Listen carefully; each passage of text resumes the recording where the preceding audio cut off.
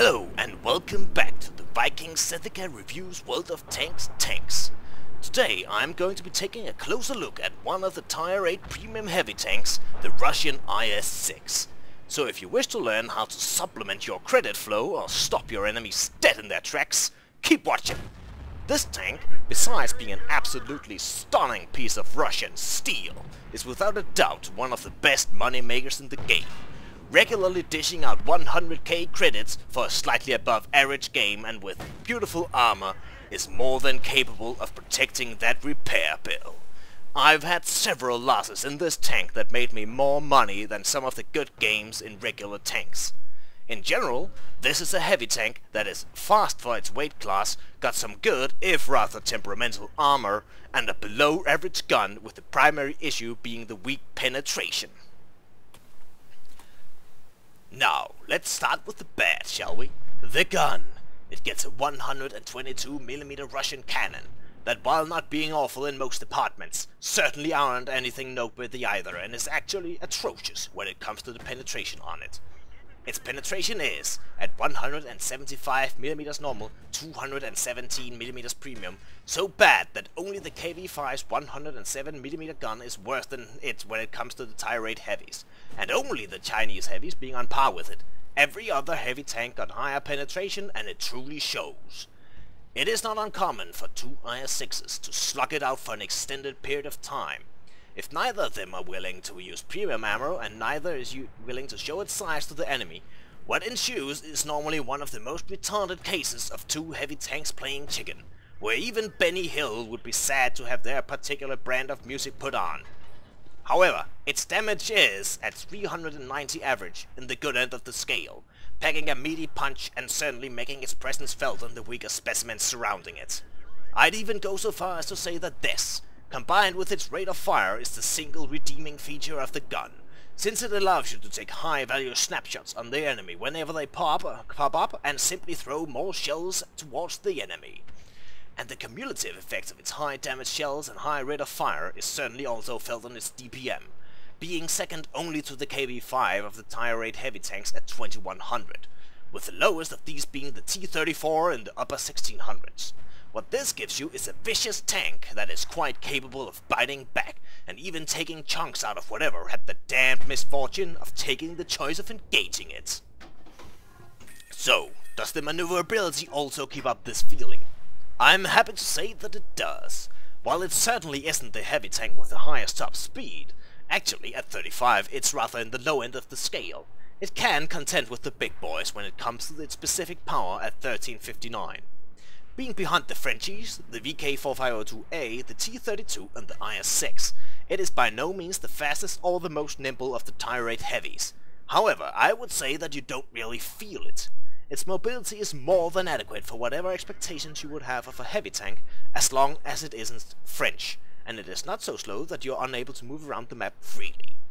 The single place where its lack of mobility is really felt is in its traverse speed, which is only higher than such tanks as the Lurvey and KV-4, which isn't exactly that charming for the IS-6.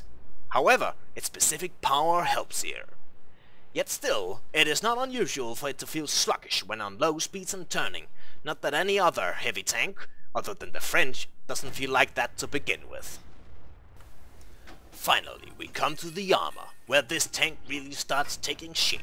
And that isn't just because it's one sexy hunk of steel. I mean, just look at these ankles. No, this is because the armor is probably the best part about the tank. Not in flat armor thickness, but rather in effective armor thickness, from the simply amazing sloping that is present all around the front and to a lesser extent around the sides.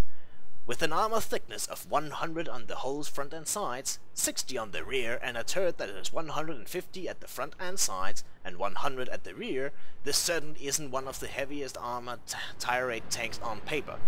However, when taking into account the sloping, this changes to something more ambiguous. Looking at effective thickness of the IS-6 and comparing it to, for example, the Tiger II, shows us that while the Tiger no doubt is in general is heavier armored, the difference isn't as drastic as one might have thought. The Tiger II, while keeping its slight angle for an auto bounce against the 90mm shell, can achieve a 210 effective thickness at the lowest point on its upper frontal armor, while the IS-6 can achieve up to 205 on its central frontal upper hull. This is also where it starts getting interesting when looking at the IS-6's armor profile, since, as you no doubt have noticed, it is not quite a piked nose such as the IS-6, meaning that it might not necessarily be in your best interest to keep the front towards the enemy always, but rather the IS-6 have a hybrid, where it's got these intermediary areas of a different slope. These are auto bounce zones against the 90mm shell if directly from the front, which means that it is only really viable to shoot at the central part of the hull to begin with. However, when we start talking about angling, we need to consider them as well. The happy medium yields us the lowest armor thickness of 190 on its frontal structure, 20mm lower than the German Tiger II Beast, which really should tell everyone something about how well armored this tank actually is. However, this is also where the bad starts showing, since there are actually a weak spot placed right on the front of the armor, which is only 90mm thick, or 170mm at the so-called happy medium we just found. This means that our armor is not at all as effective as we just thought. 170mm effectively means that our own gun, which we just used a good amount of time talking down upon, can penetrate us somewhere in the vicinity of 40% of the shots from that angle, not at all to our advantage. However, further angling means sacrificing the effective armor on our intermediary pieces, not at all a good situation. This is really where we need to analyze whatever and whomever we are fighting at any given time. Are they firing at your lower plate? If so, angle away! The lower plate is actually the most heavily armored piece of the hull. Are they firing at your sides if you over-angle a little bit? If so, keep doing that! It is also quite viable to simply rush the enemy. They will often get frazzled at the majesty of a charging IS-6, and fall back to their routines, which quite often translates into them firing at your lower plate rather than anywhere else. Finally, let's look at the turret. Now on paper this is your heaviest armor, however in reality it mostly isn't. When firing at it from the front, the area directly to the right of the gun is only 170mm, or only 10mm thicker than your whole weak point at the same angle.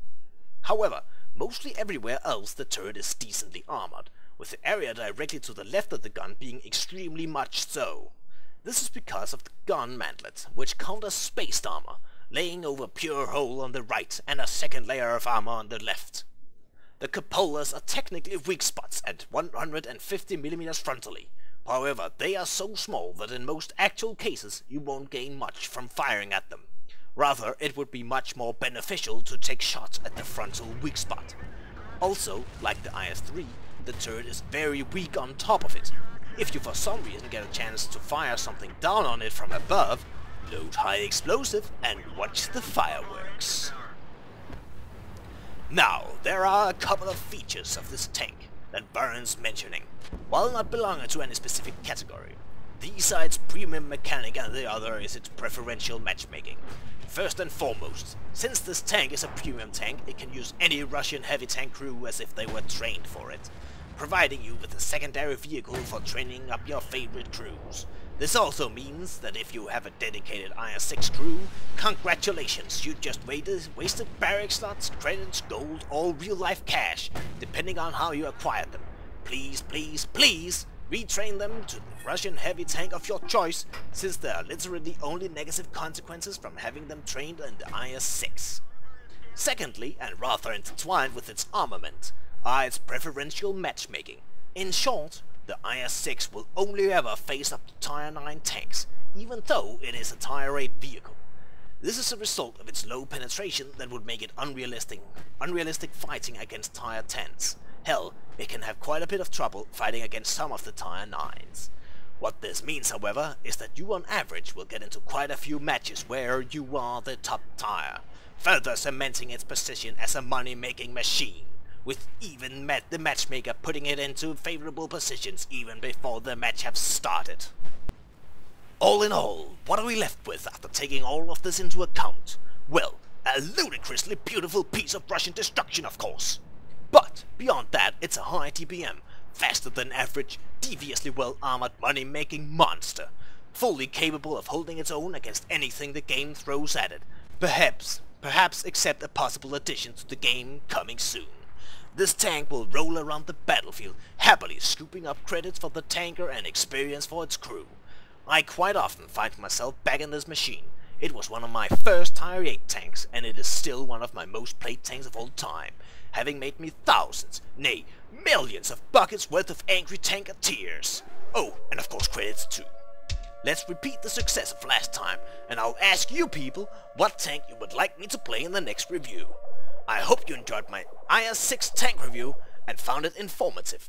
If you want to see more in the future, please remember to upvote and subscribe.